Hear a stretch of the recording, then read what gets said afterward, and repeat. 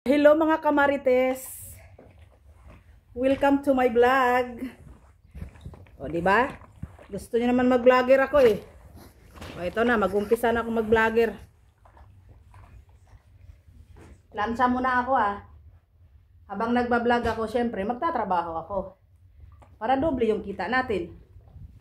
O di ba? Ganun lang 'yon.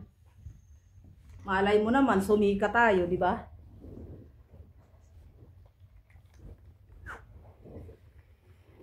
Dahil ambisyosa ako, kailangan ko ng maraming pera. So, ito pala yung buhay ko dito guys, sa ibang bansa. Akala nila ang sarap-sarap ng buhay ko. Although masarap naman talaga ang buhay ko eh. Dahil wala naman ako masyadong trabaho. Ito lang. Ito lang itong mabigat kong trabaho.